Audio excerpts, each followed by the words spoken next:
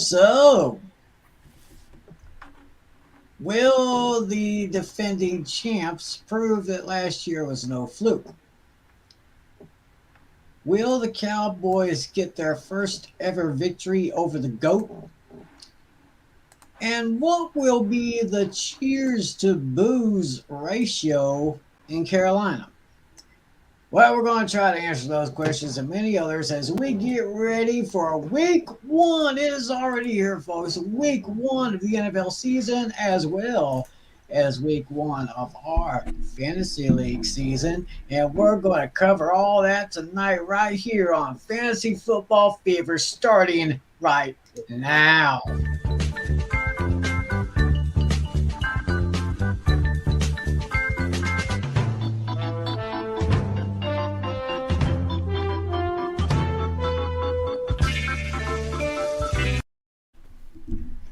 Hey, what's good, everybody? It's time for another edition of Fantasy Football Fever on this Tuesday night, September 6, 2022. We are just count them, y'all, 2 days away from the official start of the NFL 2022 season.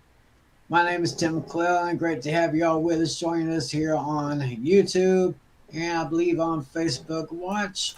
So why don't you settle in, get comfortable, and we're going to have ourselves a good time. Joining me tonight right now is our esteemed commissioner of our fantasy league, the one and only Mr. John Natali. Hello. How's it going, bud? Excellent. Can't wait for the season to start. Both fantasy and the real thing. Yeah, I've been waiting ever since we had our draft this past Friday night. I've been waiting for this night right here. Mm-hmm. And of course, the host of Hooked on Sports, now starting this week, 2 podcasts per week, double the pleasure, double the fun, the one and only John Flynn. Hey, Tim, what's going on? Yeah, last night I had my fantasy draft in my other league. So in both of my leagues, I have Lamar Jackson, Saquon Barkley, Deontay Johnson, and Trevor Lawrence in both of my leagues, and 3 of them starting in the exact same places. Boy, how good is that? Well, it's good that they actually know that the same players. So I have a better feel with less people to check in on. All right. Well, hopefully, maybe sometime during the early part of the show, we'll have other people coming in. But actually, right now, and I also had the first pick in a 12-team league, so I wound up drafting Jonathan Taylor with my first overall. Nice. What Adam Oliver didn't do on Friday night, drafting Patrick Mahomes first overall. And in a related story, I faced him in fantasy this week. Oh, wow. Well, I think Mahomes versus Lamar. Yeah, Mahomes has the Cardinals. Lamar's got the Jets, so I feel pretty good about my matchup. True. And I think that is a great segue. Let's go ahead and go right into our preview for our Week 1 league matchups right here. They'll be popping on the screen here momentarily. Yeah, I might have to make a bench swap. Yeah, I may have to make a couple of adjustments myself. But anyway, looking at the schedule for our Week 1 matchups right now, my team, the Longview Dalton Gang, named after my tight end, Dalton Schultz, taking on Team Texans Super Bowl champs. Wishful thinking. Yeah, wishful thinking. That's Casey's team, the newcomer. Oh, Casey, our new guy, and right now he is projected to win by a very slim margin, 133.5 to 132.9. So yeah, by 6/10 of a point. 6/10 of a point. He's got Rodgers, Burrow, and Kamara as his projected leaders. Well, I've got Russell Wilson, Dak Prescott, and Derrick Henry for mine. Yeah. Next up, we have Andrew and the Georgia Crushers taking on Dino with his Dynamite Blasters. And right now, the projection is Andrew 140.9 to Dino's 133.7. Yeah, and Andrew's got Jalen Hurts going up against the Lions this week, and that's a tremendous matchup for Andrew. Oh, that would definitely be a matchup indeed, with along with Kyler Murray and Justin Jefferson. Projected leaders for Dino would be Josh Allen, Mac Jones, and Devontae Adams. Yeah. That's kind of a good combination there. Yeah, Irene has 3 quarterbacks, and two of her top 3 projected are going to be on her bench because you can only start 1 quarterback. Right. So, but I think we know who Irene's going to start this week. So none other than. Of course. Hating from the sideline, flag on the play, like Julio with them. So what's even more crazy, I think Andrew St. Clair has 3 defensive players. Ooh, I didn't see that. So keep going with the matchups, Tim. I want to see myself. I mean, why would 3 defensive players? What is this, amateur hour? Yeah. I think he's done that before, and somehow it's still done well. I think he did it last year. He stockpiled on defensive players for some reason. Yeah. Yeah, of course, we did say this past Friday during our draft that Andrew has been a very consistent fantasy player here in the last couple of years. So yeah, but there's a reason I waited to my last pick to draft a defensive player. It's because I knew there was going to be so many good ones available by the time my last. I think that was my second to last pick, maybe third to last. I went pretty deep also. I think I went just before you, I believe. Yeah, who does Andrew? Yeah, Andrew has 4 players. 3 of them on his bench. Oh God! wow, that is like totally unbelievable. Yeah, Here. he has a weird obsession with Von Miller. I've seen him do that several times. I mean, he's from Denver. He's from Denver. He carved out a Hall of Fame career with the Broncos. Now he's just signed a 6-year deal with the Bills. Yep. So we have also. Oh, for some reason my little mic got muted there. Anyway, Bostonian Irene Hero. That's Irene. She'll be going up against the Taylor Made team, and that's who owns that one. That would be Alex Putnam.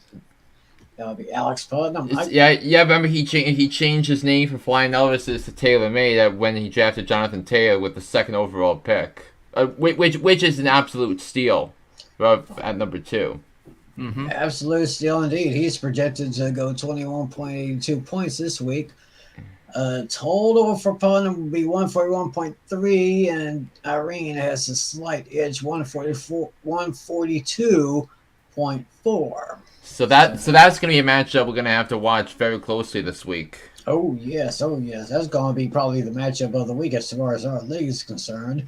Natalie, you will be taking on Nick Dennison in the first week here, and right now Nick has a projected total of 140.4, while you, sir, have a projected total of 132.2. Why did I let Dennis at the beginning of the draft? It's all right. We got fell in his lap. You're giving me flashbacks to when the auto pick had Dennison pick Michael Pittman over me, and now the Tower's complaining about the same thing. So so Dennison's strategy of auto picking is apparently working because I'm the one who put him as the third pick. So it's a shame on me. All right, and finally we have. By the way, I left a comment on the video on YouTube, so saying that I couldn't get enough of me being driven crazy for not getting to pick Michael Pittman. Right. I remember that. I went back and saw it after you mentioned it to me, and I was like, wow. I mean, no. The thing is, I've replayed it says 8 to 10 times because that's really me in a nutshell. Mm-hmm. That's really me in a nutshell. Yep. And speaking of Flynn, he's got Adam Oliver. Adam Oliver this week. Right now, Flynn has a projected total of 148.7, leading with Lamar Jackson, Austin Eckler, and Trevor Lawrence. And Adam is projected to go 139.4 behind Patrick Mahomes, Derek Carr, and Leonard Fournette. Yeah, let me say I had the 5th pick in our draft. I felt really lucky that Austin Eckler fell to me at number 5 because I didn't think there was a way and that he was gonna land to me at 5 because I think he was fifth on the list. So I thought your chances were good. Yeah, but I think a lot of the mocks I did, he was gone by number 3. Ah, true. But I think it's because Mahomes went 1, and then Irene's first auto pick was Cooper Kupp. Yep. So then it allowed me to get. Granted, you can't go wrong with Cooper Kupp because he fit in so brilliantly with Matthew Stafford and Sean McVay's offense that he's coming off one of the best seasons a wide receiver has ever had, and he I'm sure he won a lot of people fantasy championships last year with his production throughout the season. Yeah. Looks like I got some work to do. I'm the lowest projected point getter for this week. Really? No. Well, hold on. So you're at 132.2. Yep. And no. Oh shit! You're right.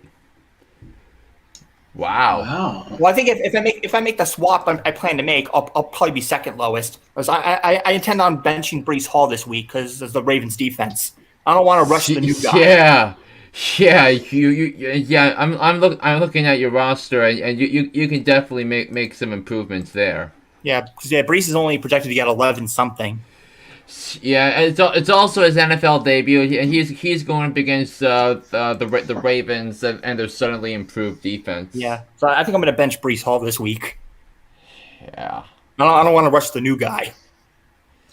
Yeah. Especially if Michael Carter is going to get some reps, Breece Hall might not be getting all the playing time right away. Yeah, hopefully I didn't make a mistake drafting him. I'm a firm believer of giving rookies a shot, but they usually screw me over.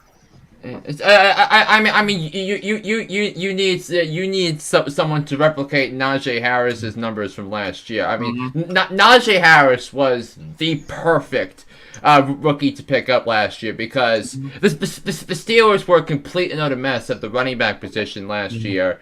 I'm going into the draft as they had some issues with the offensive line, and which was a complete and utter mess.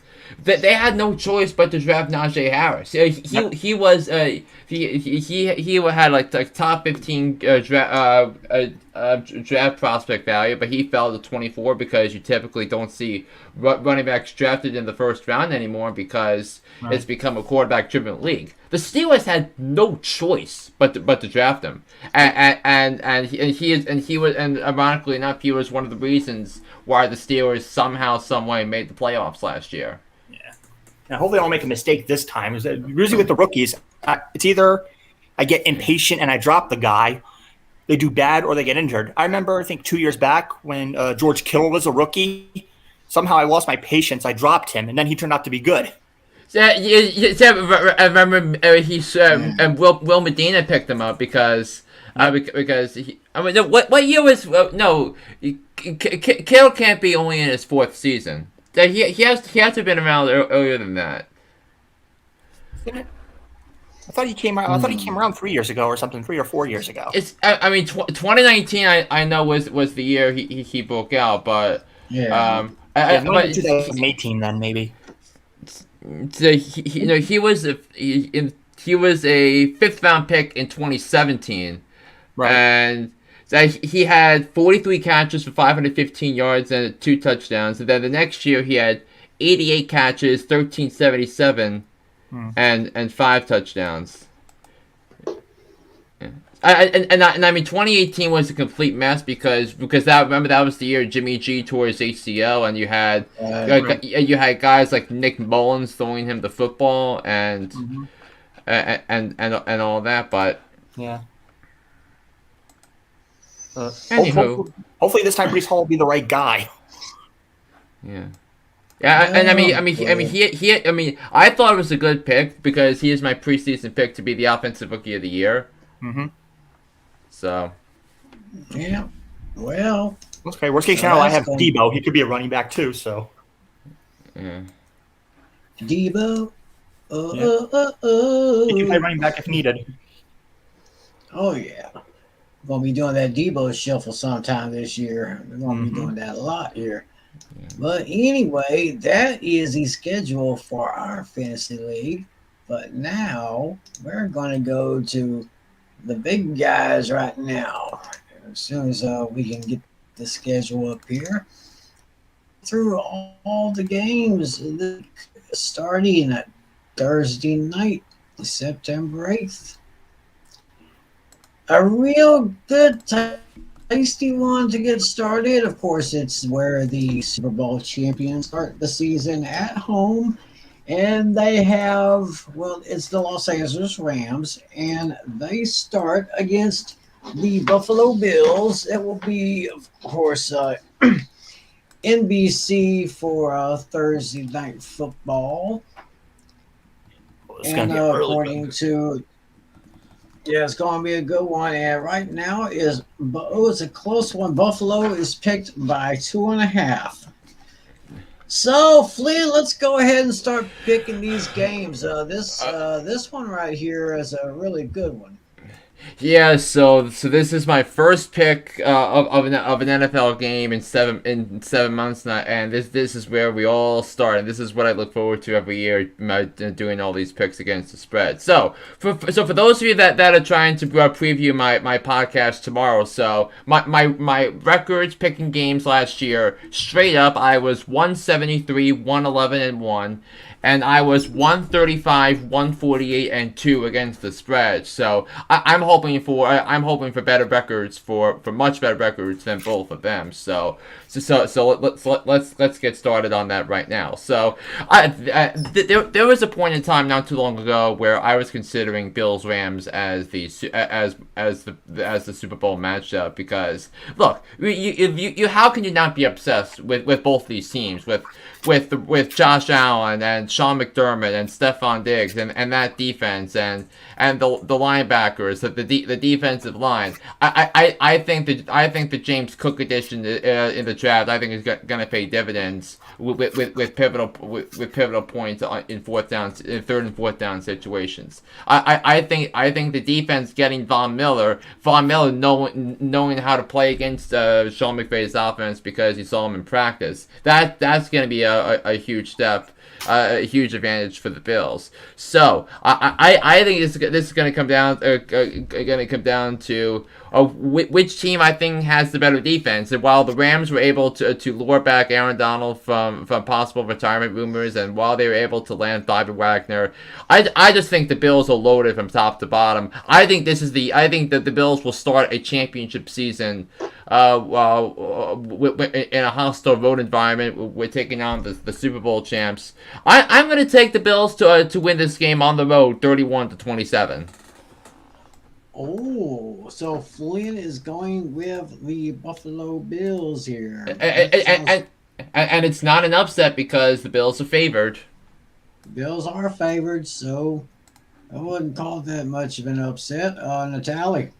Yeah, this one's interesting. I was actually just taking a peek. I found my old notebook. Looks like last season I went 171 and 100. Yeah, because you missed a week with picks. That's why. No, let's talk about overall record of all the seasons. Yeah, I have a little notebook here.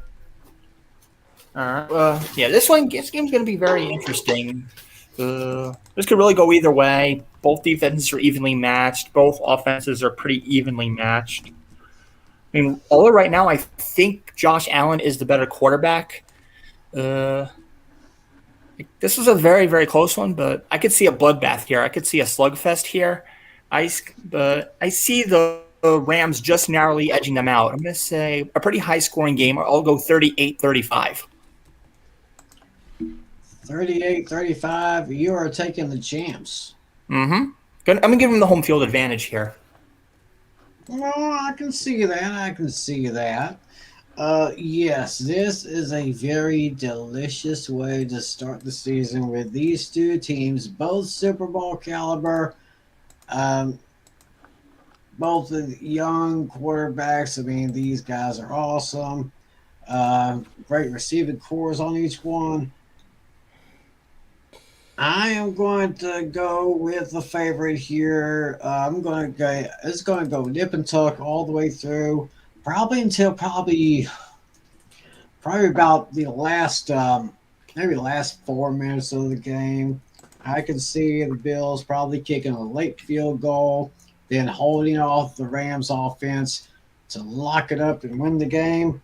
I'm taking the Bills by a score of 33-30 with a late field goal within the last 4 minutes of the game. So, with that, we're going to go to the Sunday games right now. The first one I see on this list here is the New Orleans Saints. There is a new era in New Orleans since Drew Brees retired at the end of last year. They will be facing one of their NFC South opponents, the Atlanta Falcons, at Mercedes-Benz Stadium in Atlanta on Fox. And I got two separate sheets here. One the schedule and one's the spread. Right now, New Orleans is picked by 5.5 on this one. So Flynn, any good sign for New Orleans? Who's starting? And So Jameis Winston is starting for New Orleans. Marcus Mariota is starting for the Falcons. And interesting enough, so 2015, 7 years ago this week, they debuted with Winston as number 1 for Tampa and Mariota as number 2 for Tennessee. So that's something to look forward to that 2015 draft. So, but I think that this comes down to a team of which team has the better roster, and I just think the Saints. I think the Saints are better in all areas. I think in terms of the coach, the quarterback, the defense, the offensive line. I think the Terran Armstead addition. I think the Saints coming up big with their offensive line is going to come up big. I think getting Michael Thomas back, I think, is going to be a big deal as well at some point. But I just think the Falcons are a team that's rebuilding. I could see this Falcons team starting the season 0-5, 0-7. Give me the Saints to start the season 1-0 and win this game 24-14. All righty then, Tally. Yeah, the Falcons are pretty bad. I mean, their only bright spot is Kyle Pitts. He had a solid rookie year, and he's going to put up some good numbers, but definitely not against this New Orleans crew. Give me New Orleans 23-13.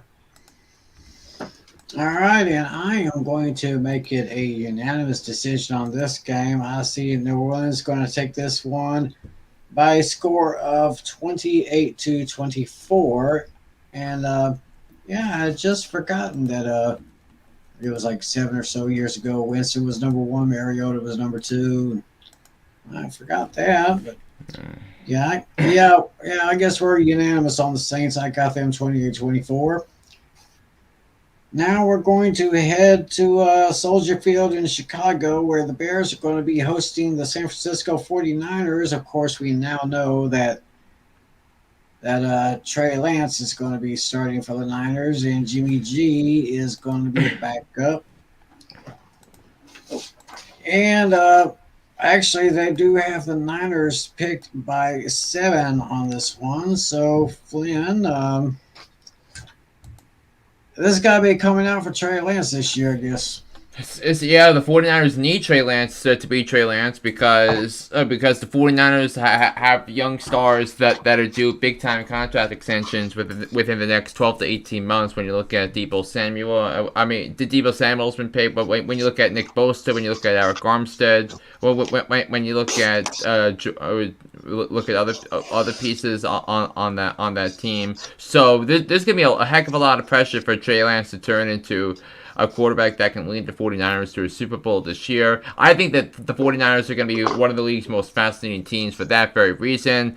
And look, I do like what the Bears did this offseason, given the crappy hand they were given by Matt Nagy and Ryan Pace. I think Ryan Poles has done a good job with what he's done. I think Matt Eberflus is a significant upgrade over Matt Nagy, but I just think there are too many holes on this roster for the Bears to overcome San Francisco's strengths all across that roster. I'll take the 49ers to win this game 27-13. All right, Natalia, what do you see in this one? Yeah, this is almost a no-brainer. I was this close to potentially making it my lock of the week, but I don't want to get too crazy right now. A little early for craziness. 49ers right now have the complete package. I put them in the Super Bowl for a reason. Yeah. Trey Lance, I think he's going to have a solid season in his first year with them. And George Kittle is a solid tight end. Elijah Mitchell, he's pretty decent. And the most versatile player in the league, Deebo Samuel, second-round pick. That was a steal for me. So I'm going to almost match the score. I think the Bears could very well finish with the first or second worst record in the whole NFC. So give me San Francisco 27-10. Interesting score there. I'm going to go with the Niners as well. I got to see Trey Lance really light it up this year. Looks like Jimmy G's going to be sticking around for maybe one more year, and then they'll probably go ahead and let him go. But Chicago did pretty well during the offseason, but I don't think quite enough here. I'm going with the Niners on this one with a score of Niners 31, Bears 24. So that's how I see that one. Next, we're going to go to Cincinnati at the now renamed Paycor Stadium. Cincinnati is going to be hosting the Pittsburgh Steelers. And let's see what we got here. We have Cincinnati picked by 6.5. I think Flynn stepped away for a moment. So, Natalia, we'll start with you on this one. Yeah, this is going to be an interesting one. Yeah, I thought the Steelers were going to give their new quarterback the starting role, Kenny Pickett, but it didn't happen. Yeah, you're going to have, was it Mitchell Trubisky, I believe is named the starter? Mitchell Trubisky.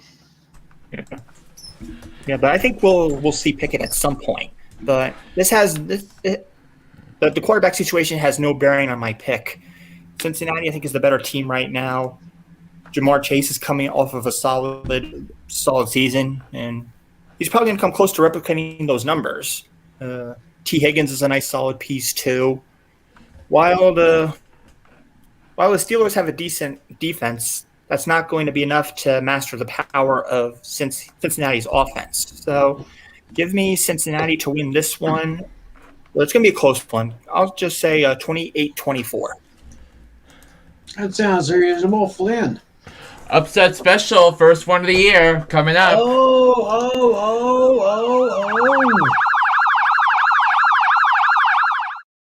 Yeah, I think the Steelers are going to find a way to get it done. I think the people are going to be sleeping on the Steelers this week because Mitchell Trubisky. I think is in a much better situation than he was 2 years ago. Because after seeing the damage that Matt Nagy and Ryan Pace gave him, he went to a team that had great coaching with Josh Allen and Brian Daboll, where he learned how to relearn the quarterback position, and he wound up winning the quarterback battle in training camp. I think in a division matchup like this, given it's a team that you lost twice to last season, I think Mitch Trubisky represents an upgrade over what we saw last year from Ben Roethlisberger and the year before. I think the Steelers are going to surprise a lot of people with their coaching. And look, this is a team where I'm going to pick the team with the better head coach and the better defense. I think the Steelers have both of that, and I'm taking the Steelers to win this game 23-22. Oh, interesting. 23-22. Just one single point on that one. Yeah, well, and once again, I'm going to have to break the tie on this one, but I'm going to go Cincinnati, even though this is going to be a very close game. I got Cincinnati winning this one 27-24. Maybe a change of scenery, maybe a change of staff would be good for Mitchell Trubisky. I'll just have to look at it myself because I never did trust him in all those years in Chicago. So maybe in Pittsburgh he could make a difference. But I say they come a little bit short against Cincinnati in this one. I got 27-24. Give me the Bengals. Now we're going to go to Detroit, Ford Field. The Lions will host, have their first home game of the season against the Philadelphia Eagles. And it's right here in Detroit. And Philadelphia is picked by 4. So Flynn, it seemed like Philadelphia did pretty good during the offseason. Of course, the question is, can Jalen Hurts really pick it up this year? Yeah, that's exactly why this was the single toughest game of the week for me to pick because look, I think this is going to be the highest scoring game of the first week. I think both offenses are going to put up a lot of points. Now it's crazy for me to think of that because the Eagles defense I think is solid all the way around, and I think the linebackers are improved. The secondary got better with the addition of James Bradbury. I think that the defensive line got better with bringing back Fletcher Cox to the fold. So, but don't get me wrong. I think the Eagles are going to win this game, but I think we saw a couple of things in Hard Knocks this summer about Dan Campbell and the culture in Detroit, and how could you not root for this guy? I think John Natale's guy Amon-Ra St. Brown is going to have a big season with. It's gonna have a big game. Find a way to get past Darius Slay. I think this is a game that's gonna come down to the final 3 minutes, but I think the Eagles come up with a big stop on 4th down late in the game to secure the victory. Give me the Eagles to win a barn burner, 35-32. Wow, that is kind of a high scoring game out here. Natalie, do you see it that way? Ooh. I mean, I can see the Eagles winning, but I think this is going to be more of a defensive game, if anything. I do think A.J. Brown is going to have a great season in his first year there. And I think Amon-Ra St. Brown is also going to have a breakthrough year. That's why I drafted both of those guys. I have faith in them. They're both very solid receivers. It's all going to come down to, I think, who gets the ball last. And I see Jalen Hurts – maybe a game-winning touchdown to either his tight end, Goddard, or A.J. Brown. They'll win probably within the last 2 or 3 minutes of the game. Give me a low-scoring defensive battle, 24-17 Philly. Yeah, that would be nice since I have Dallas Goddard on my other team. I have my other fantasy team. Yeah, I have him in one of my leagues as well.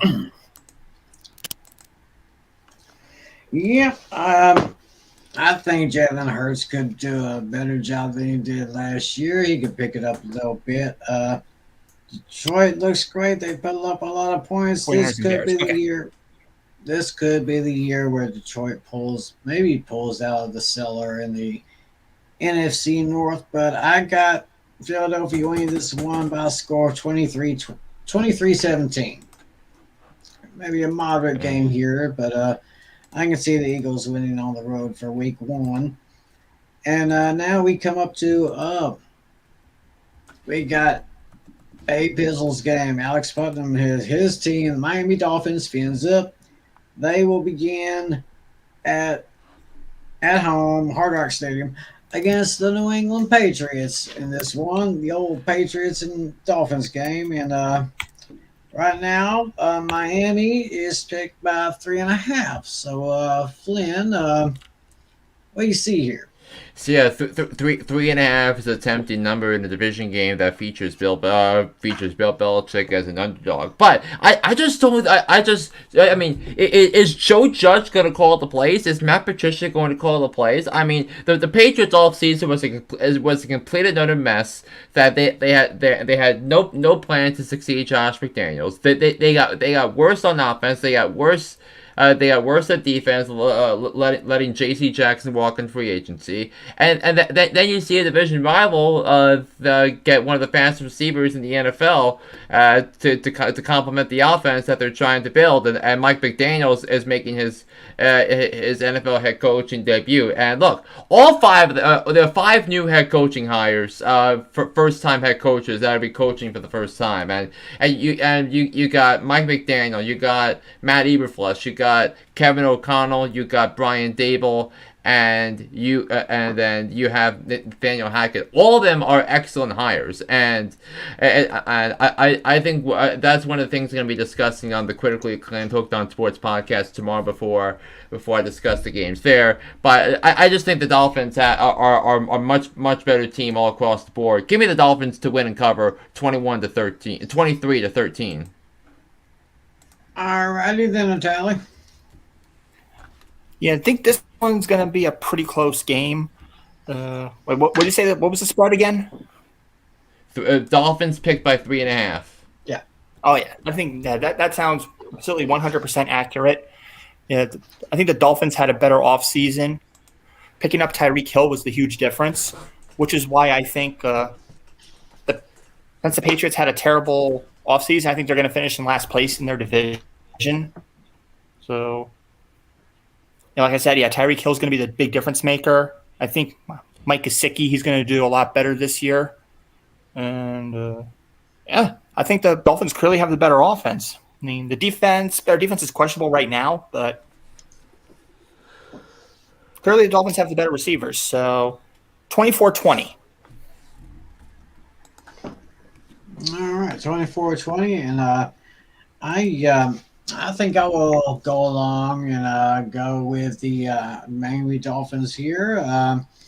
Starting to see a decline in the reign of the Bill Belichick era, but I'm seeing a slight rise in Miami here. I mean, when you've got guys like Tyreek Hill, Cedric Wilson, who was a great young receiver in Dallas before he was traded over, and I can see it to having a better year than he did last year. So I am going to take Miami in this one. I'm going to give me a score of 26-21. 26-21. Fins up. Hey, Pizzle, if you're watching, we got you boys. And now we go to probably going to be maybe one of the lopsided games of the week. We have the New York Jets at home at MetLife Stadium, and they will be bringing in the Baltimore Ravens on this one. And let me take a look in here. Baltimore is picked by 7. So, Flynn, do you see this lopsided?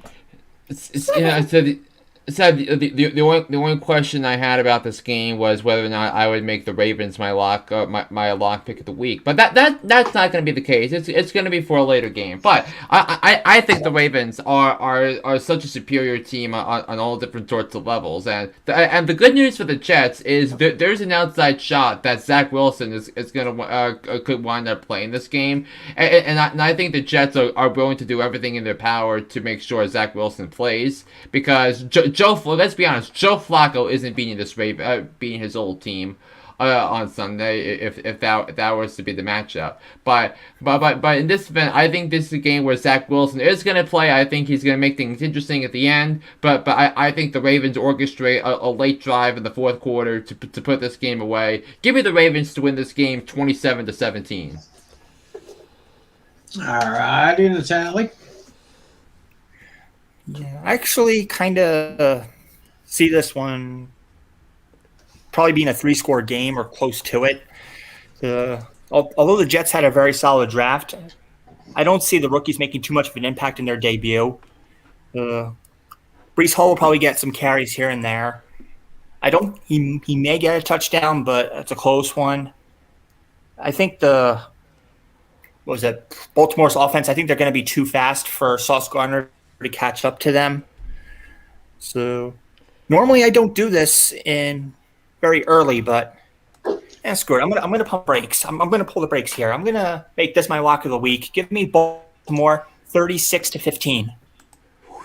All right, there is Flynn's I'm lock of locking the that in. week right there. Would that be scoregami if that was the case? Because remember, you have this thing called scoregami. Really? There's never been a Tim, make your pick. I'll look that up. Okay, well, I'm pretty much going to agree with everyone here. Unless the Jets can do anything better than what they've done over the last 15 or 20 seasons, I just cannot see them really improving, although I think I did predict that the Jets would finish third in the AFC East. But Baltimore, I think they've really built their defense just a little bit better than in the last couple of years. So I'm going to give it to the Ravens this one. I'm giving the Ravens the victory, 33-20. And just like Natalie, the Baltimore Ravens are my lock of the week. Lock of the week. Okay, so not a scoregami, baby. Okay, so we got that taken Well, it's been a long time. Yeah.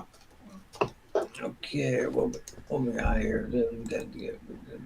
Okay, now we are going to go to our nation's capital with the Washington Commanders. They will be starting at home this week against the Jacksonville Jaguars. Toilet bowl game. Toilet bowl game? Oh, I guess you could say that. The Commanders are picked by 2.5 then. Upset special again. I'm taking the Jaguars to win the game. I think the team with the better quarterback. I think the team with the better improvements at the wide receiver position, better improvements on the offensive line, the coach. And look, I just don't think Carson Wentz is the answer here when it comes to the Commanders. I mean, we spend so little time about talking about the Commanders during this offseason here on this podcast. But how exactly is Carson Wentz going to lead this team to the playoffs? I mean, if Carson Wentz is the answer, I'd love to know the question about this. Carson Wentz had this great opportunity with the roster he had in Indianapolis to get to the playoffs once again, and he couldn't get the job done. Now he goes to a much more inferior roster with the Commanders, and I think for the second straight game, going back to week 18 last year, Carson Wentz will lose to the Jacksonville Jaguars. So that's why I'm going with the upset special here. Interesting call there. What was the score you had? 23-20. 23-20, going with the Jags. Natalie. Yeah, I'm kind of going in the complete opposite direction here. Yeah, this is my toilet bowl game of the week. I don't see either team making an impact here. I think the Commanders are a last-place team. The Jaguars, I think they're a borderline third-place team. Could very well finish in last place, too. Very little bright spots from each team. Jaguars, Marvin Jones, Whoopie. Commanders, Terry McLaurin, all right. I think he's probably their best player. All I'm going to say is, Antonio Gibson, please do something for me. This is going to be the lowest combined point total. We're playing baseball here. Give me the Commanders 10-7. Really, you're that low on the Jaguars? Interesting. Mm-hmm. Wow. Interesting. That might be a soundbite we come back to at the end of the season. Mm-hmm. Yeah, we could. I'm not too sure about the Jaguars right now. I think they may come a little bit short this week, but I say the Commanders win at home. But Then after that, they may stumble a little bit. I'm going to give the edge to the Commanders in this one, although it's going to be very close. I got the Commanders over the Jaguars 24-20. So right now I think Flynn is solo on 2 games. I'm solo on 1. Now we come to, this is my game of the week. I don't know about you guys. This is my game of the week. It's the Cleveland Browns at the Carolina Panthers over at Bank of America Stadium. And looking at the spreads here, we got Carolina picked by 2.5. And I think you guys probably figure out why I made this my game of the week. Yeah, because it's the Baker Flynn? Mayfield. Because it's the Baker Mayfield revenge game. Exactly. Talk to me, Flynn. Yeah, I just don't see how this is close to one of my games of the week. I just think this is going to be an ugly game from start to finish. I think both offenses are going to struggle big time. I say you have Jacoby Brissett starting for the Browns, but you have a Panthers team that had played some really nice defense before J.C. Horn went down with the injury last year. But I just think the Panthers are at home. I think the Browns are still reeling from the Deshaun Watson suspension. And believe it or not, I'm going to take the team with the better head coach and the better quarterback, and that belongs to the Carolina Panthers. I think it's going to be an ugly game. I'll take the Panthers to win this game 19-15. That's an interesting final score there, 19-15. Natalie. Yeah, I actually agree that both teams are a mess, but I think right now though the Panthers are better. Yeah, DJ Moore, he's going to have probably a bounce back season. So based on that, all I got to say is yes, I think Flynn knows what's coming. I have my phone in my hand. Wait a minute. Uh-oh. That damn Wi-Fi. Carolina Panthers bringing the pain. The Carolina fans got them going insane. I'm so that they cannot be tamed. And when it's all said and done, you gonna respect that name. 21-10. No, sorry, 21-17. Excuse me, 21-17. 21-17 gone with the Panthers. It's like I said, it's my game of the week because of the Baker Mayfield thing. And I say Baker Mayfield is going to get a little bit of revenge on his old team. I don't really see this as a high-scoring game. I see the Carolina Panthers winning this one by a score of 17-13. So give Baker Mayfield his first victory as a Carolina Panther. Now we go to, will probably be another lopsided game here. This one in the AFC South. The Indianapolis Colts will travel to Energy Stadium in Houston to take on the Texans here. And we got Indianapolis picked by 7, Flynn.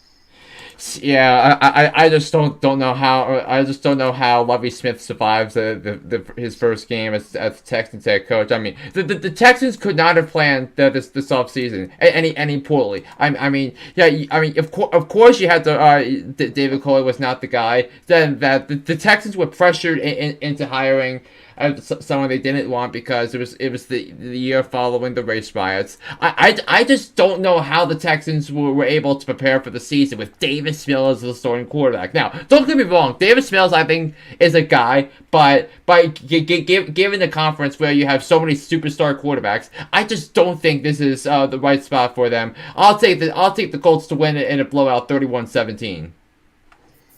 All right, that sounds reasonable enough. Natalie, what do you say? Yeah, pretty much. I think it's safe to say that Houston is going to finish with the worst record in at least in the AFC, possibly the entire NFL. So, I mean, Colts clearly have the better offense. They clearly have the better defense. Could Jonathan Taylor possibly be MVP? We'll see. He could very well finish with the most touchdowns this season, rushing. So, yeah, there isn't really much to say about Houston. Their only bright spot, if anything, is Brandon Cooks, but even that might be a stretch. So, but yeah, there isn't really much to say about Houston, so just give me Indy 34 to a very generous 20. I'm not going to be too generous for Houston. I got Indianapolis winning this one easily. At least 2 rushing touchdowns from my man Derrick Henry. And Wait, wrong team. Wrong team. Well, wrong team, but correct division though. We'll talk about Derrick Henry coming up next year, but I've got the Colts handling the Texans easily by a score of 27-10. I'm not going to be as generous as the tally will be.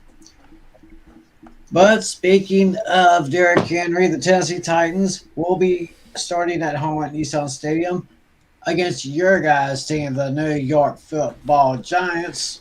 I think this is going to be one of the toughest picks to against the spread. I'm just so excited for the Giants to actually be a team that's competently coached. I mean, we've gone through the hell of Ben McAdoo. We've gone through the zaniness of Pat Shurmur, and we went through Joe Judge. And no more 3rd and 9 quarterback sneaks. Bag it, Joe Judge. Bag it, Freddie Kitchens. I think the Giants are going to cover, but I think the Titans are going to hold off the Giants at the end. It's good. It's going to be a good game. I think, but Brian Dable has had trouble with Tennessee. I mean, the last 2 years, the Bills got destroyed by the Titans in Nashville. But it's going to be a closer game because I think the Titans are in offensive funk with Ryan Tannehill as the quarterback and no more A.J. Brown. The offensive line isn't trustworthy. Harold Landry is now out for the season with the torn ACL. I think this has all the makings for this to be a closer game than people anticipate. But Daniel Jones is still the quarterback of the Giants, and this is where hope goes to die. Give me the Titans to win the game, 21-17. All right, Natalie. All right. Before I give my pick, I'm gonna do my little. I'm gonna do a Giants hot take. Oh, this is gonna be crazy, but I'm a Giants fan. Let me hear it. Here's a hot take. Just like last season, this season, I am going to predict that Andrew Thomas will score a touchdown before Kadarius Toney and Kenny Golladay. I mean, buy or sell. The coaching was so bad last year, Natalia. Not even I would score a touchdown for with the coaching that they had. And I mean, there was something on PFF that there were only 2 players that had a 90+ receiving grade last year in the NFL for receivers that had a minimum of 1 catch. There were only 2 of them. Do you know who they were? Wait, was Andrew Thomas one of them? Yes, he was one of them. Wait a minute. Don't remember. He might have been retired by then, but was it Donald Penn?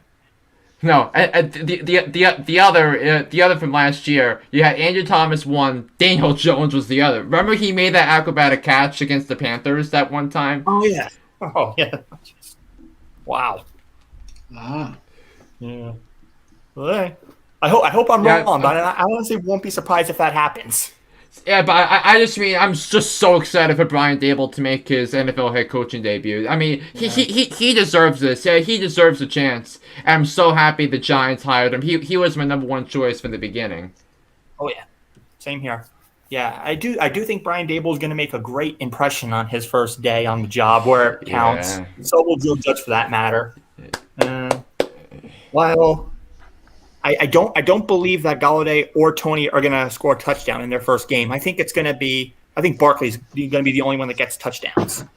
Barkley and maybe Slayton. I think it's going to be a very close game. I think Bellinger might make somewhat of an impact on his first day. He'll probably get a few catches here and there. I can actually see a 3-point game here. It's going to be close, but give me the Titans 27-24. Yeah, Saquon Barkley better score a touchdown for me. I have him in both of my leagues. I say Barkley scores 2 touchdowns, and then Slayton gets the other one. Yeah. Alrighty then. I'm going to go with the Titans, even though I think the Giants could make it very interesting. but I'm going to go with the Titans here by a score of 27-21. Yeah, so let's see how long Andrew Thomas's touchdown lead lasts. Yeah, so He's still ahead of them. One touchdown. Yeah, so you got the Titans winning and covering. But we both have taken the Giants with the points here. Right. Yes. Okay. Now we're going to go to an NFC North battle. Green Bay Packers going to Minnesota at US Bank Stadium take on the Vikings here, and the Packers are. This is probably the closest spread there is. 1.5 point favorites for Green Bay, Flynn. Look, I'm going to take the Vikings to win the game. I'm not going to view this as an upset special because I just think it's going to take a little while for the Packers and their new cast receivers to figure things out, and this is a tough draw for the Packers to start the season with going up against the Vikings, and the Vikings are obviously a tremendous. I think Kevin O'Connell represents an upgrade over Mike Zimmer, who I really liked Mike Zimmer as a coach. He was obviously a defensive coordinator for the before he became the Vikings head coach, but it didn't turn out the way I thought it was going to. But I think Justin Jefferson's going to have a big game. I think Adam Thielen's going to have a big game. I think it's going to be it's going to be more of a defensive struggle late. But I think Kirk Cousins is going to lead the Vikings on a game-winning drive in the fourth quarter in the final 3 minutes. I'll take the Vikings to win this game 23-19. All right, Natalie, who do you got here? Yeah, this was actually a very close one for me. This one is a tough one, but I'm actually agreeing with Flynn on this one because I could see a split between when they meet. Each one will win in their home field respectively. And I mean, like Flynn said, Packers have a bit of a new team, so it's going to take a while for them to find their groove. Losing Devontae Adams was big. That was really critical. But there's no need to panic. The Packers are going to be just fine. They're still going to win their division. They still have a solid defense. It's going to come down to probably the last minute or so, but the Vikings are just narrowly going to edge out Green Bay 28-26.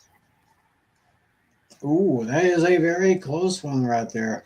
I got a close game here. Probably not going to be as close as that, but but I agree with what Flynn said about the young receivers trying to get in sync with that bad man, trying to get the thing going here in Green Bay.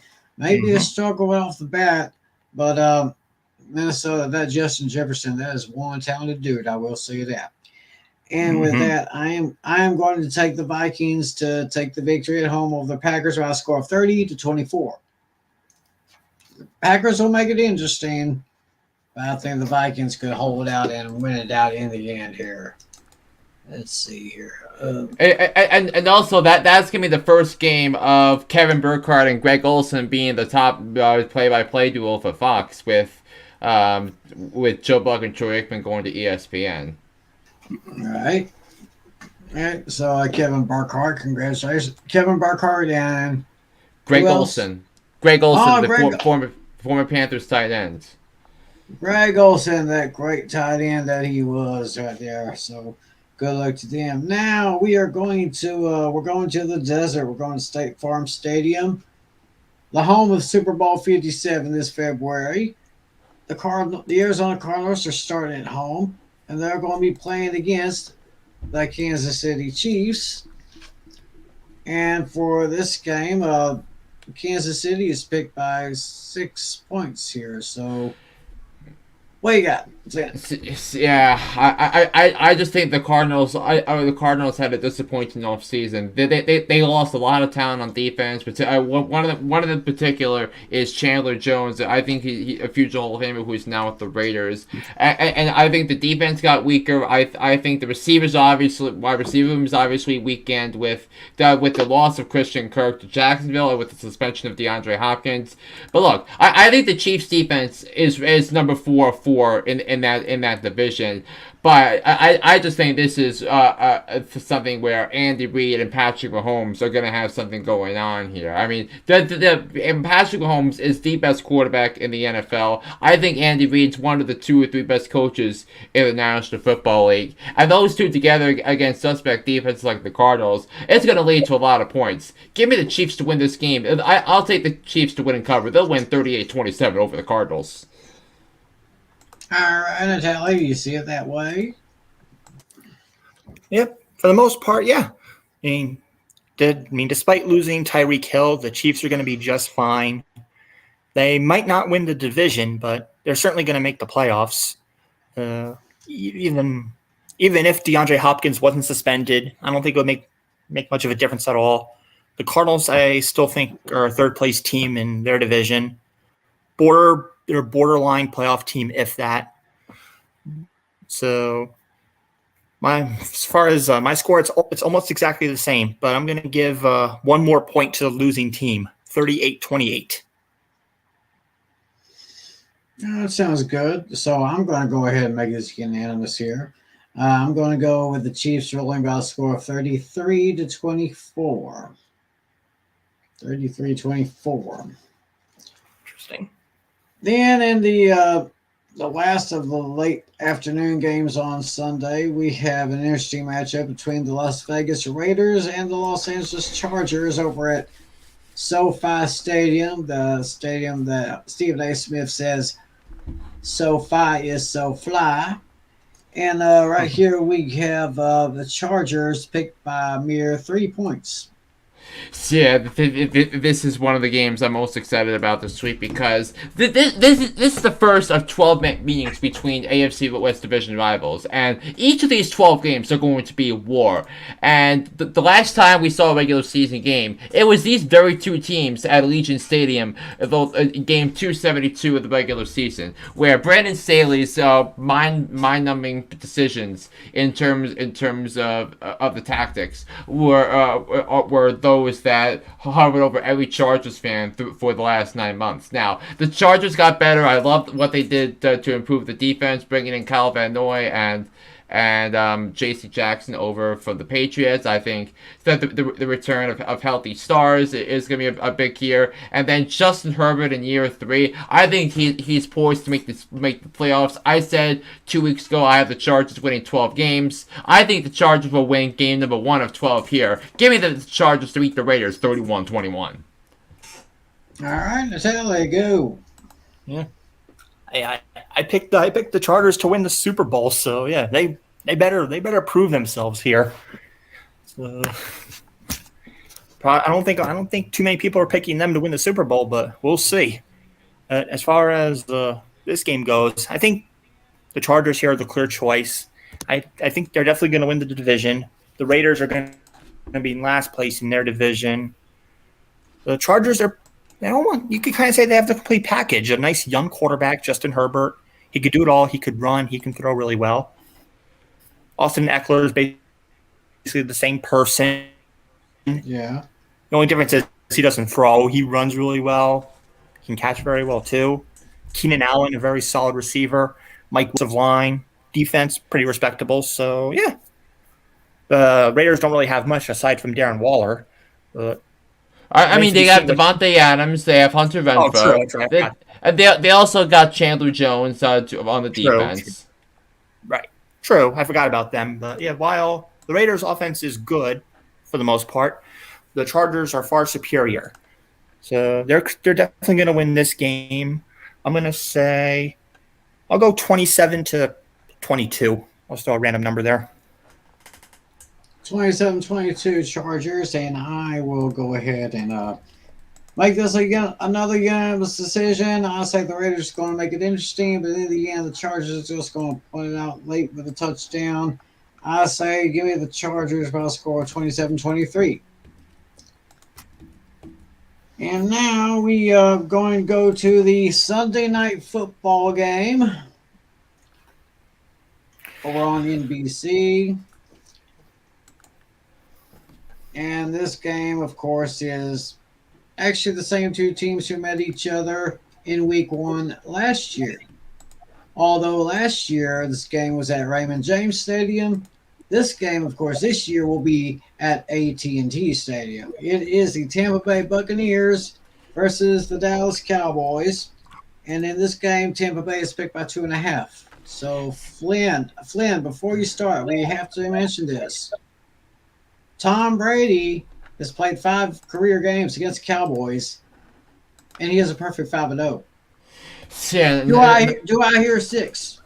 Yeah, I think the way you looked at the Cowboys off season is going to be 6-0. I mean the Cowboys are a team that's going to be in trouble, and I think you're going to see that right away from the onset of the season when their holes at the offensive line are going to be exposed with the injury to Tyron Smith, and I think the wide receivers position is much more uncertain with the departures of Amari Cooper. But CeeDee Lamb, I think he's going to put up some numbers against Tampa's defense when Dak Prescott and Tom Brady get into a head-to-head battle. I think this is going to be an interesting game, but I think the Buccaneers defense will hold serve at the end. I'll take the team with the better quarterback. I'll take the team with the better defense. I'll take the team with, dare I say, the better offensive line, even though they're devastated with injuries.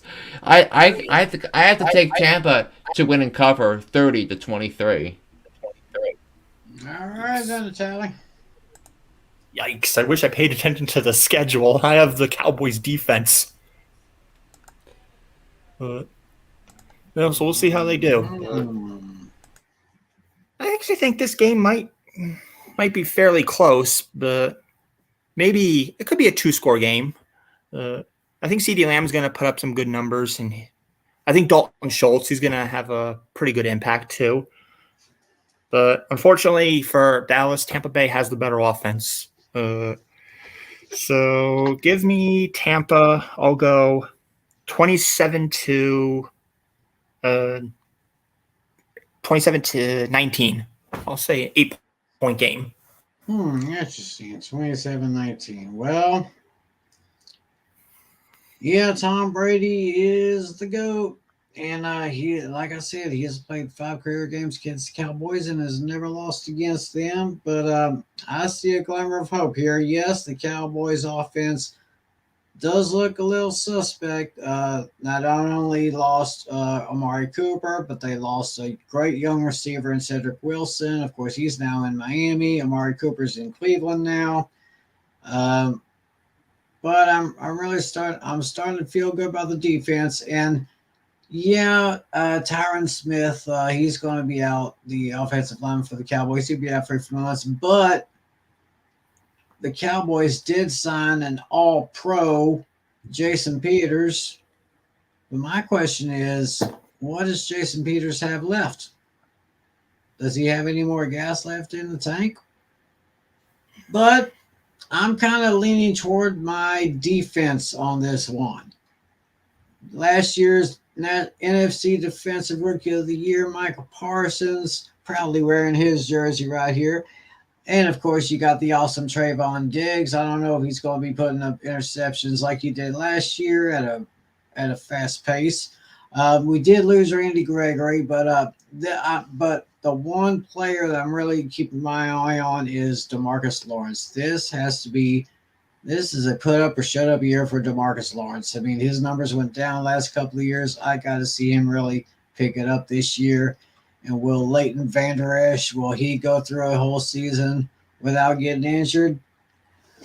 Well, looking at all that, I'm just gonna have to do this, you know. I'm just gonna have to.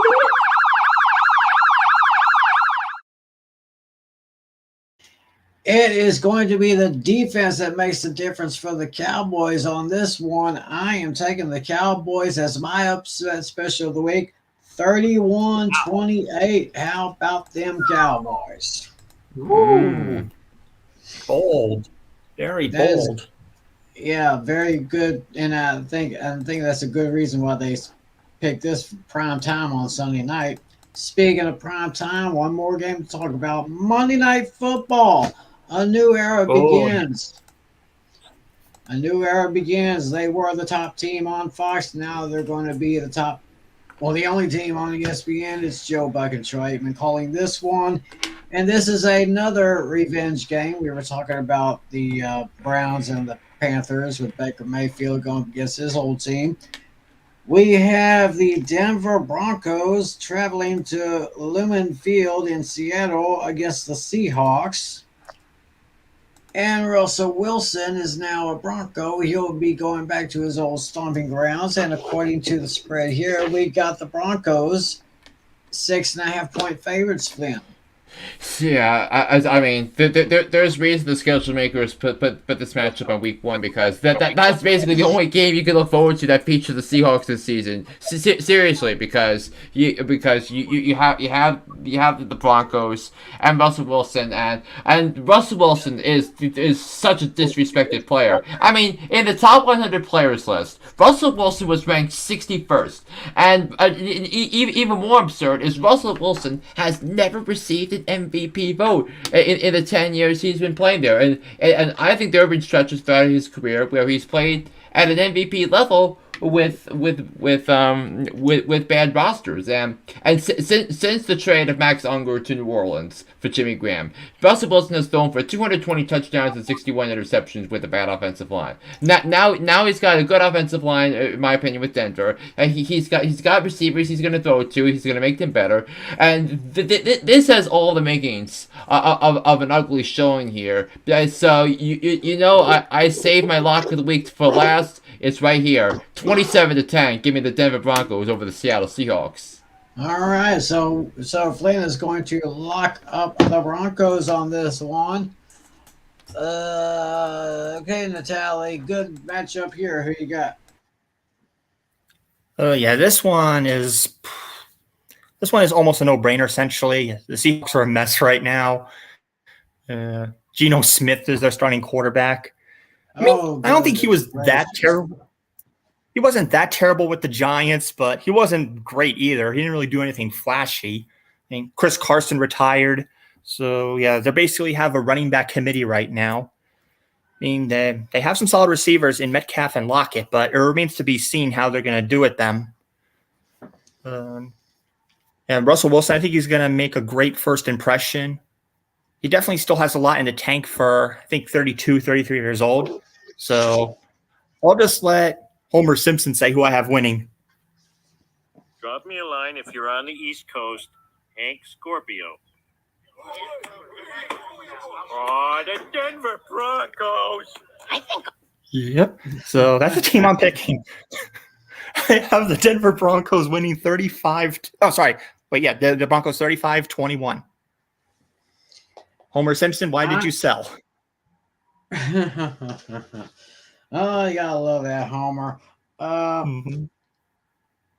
You said 35-21? Yes, 35-21 Denver. I am 1 point off. I am just 1 point off of your prediction. Of course, I got the Broncos winning in a blowout, but I got the Broncos beating the Seahawks by a score of 35-20. So we are very close on that one. So this looks like it's going to be a pretty awesome way to kick off the 2022 season of NFL, huh?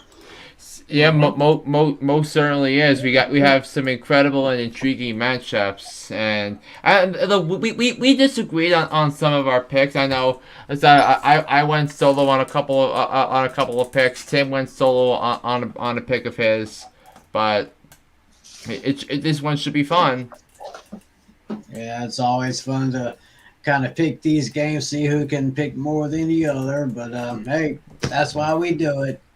This is just for entertainment purposes, and just to make y'all smile and try to test you. And by the way, I didn't even mention this at the beginning of when we were making our picks. We want you people to make your picks along with us. So just go back over when you see the video, go back through, and just put down in the comments section what your picks are for the game. See if you can pick better than us. Or even fantasy questions. And yeah, your fantasy question. I don't think we got any questions for this week here. So no, this board is cleared. But y'all got any fancy questions during the show? Just have them in the comment section, or if you're live with us watching, send us a comment and try to do our best to see if we can answer those questions and give some shout outs. So oh, I do have one shout out to our man Alex Putnam, Epistle 90. Tomorrow starts his new series, The Four Horsemen of Pick'ems. Of course, I am a member of that show. We'll be going live at 10 p.m. Eastern, 9 p.m. Central on youtube.com/apizzle90. Let me, I'm going to type this in and show it off to everyone here. Here we go. Let me write that in here.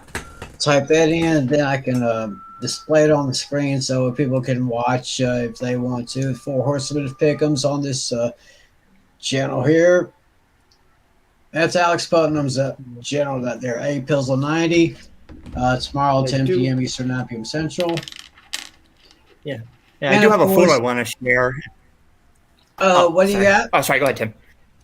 I was saying I have a photo I want to share. I'm not sure if you guys ever saw it on my page, but it is football related. So I'll show that.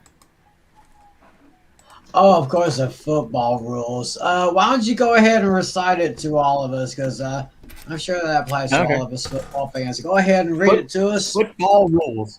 All right. Rule number 1. It says, do not call me. Well, I'm not sure which time zone it's set on, so it's going to be based on your time zone. You'll just have to do the conversions yourself. Do not call me after 8 p.m. on Thursday nights or after 11 a.m. on Sundays or 7 p.m. on Mondays. And there's 5 rules here. Rule number 2, if for some reason you decide to text me during a game, it had better be to ask me, did you see that? To which I will always respond, what the heck do you think?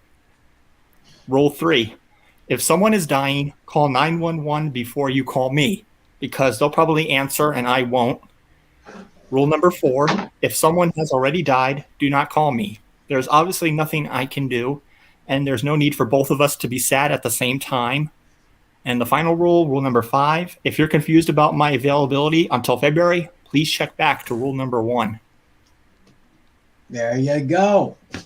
There you go. All the football fans, we have those rules. And, of course, season will be starting. We'll start the season Thursday night with the Bills and the Rams. That's how we're going to get this season started, folks. So we're going to check it out. So y'all be sure, click in the description area. Got those 3 links where you could reach Hooked on Sports with John Flynn. He's got two pods per week. Yeah. One is NFL, one is the rest of the Yes.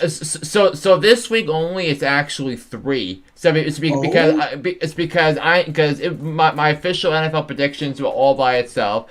I had one drop today to drop all the crazy stuff that happened over the weekend, including the tennis and the baseball and college football and with Georgia destroying Oregon, Texas taking care of business. College game day is going to be in Austin on Saturday with the crew over there with Texas and Alabama.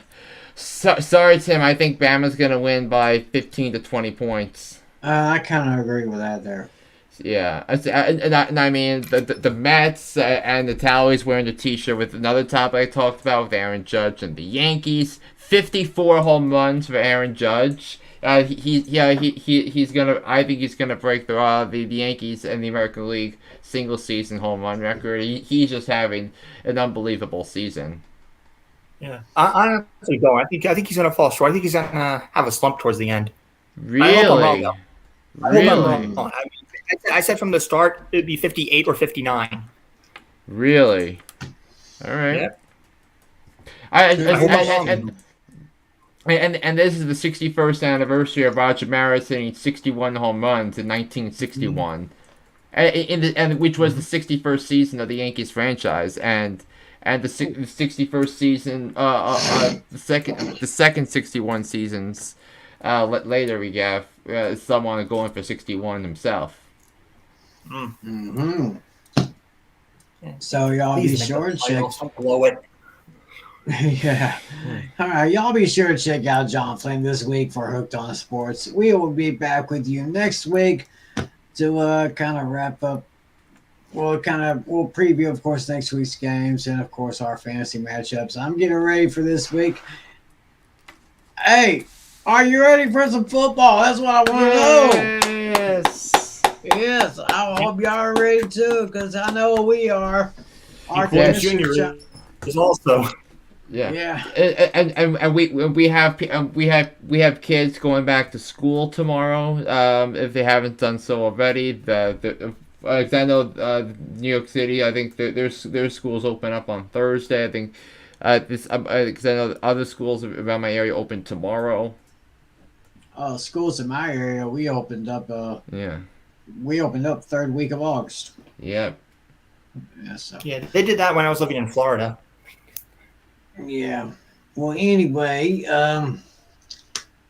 thanks to my commissioner, our commissioner, the best commissioner, Yeah, John absolutely. Natale, right here.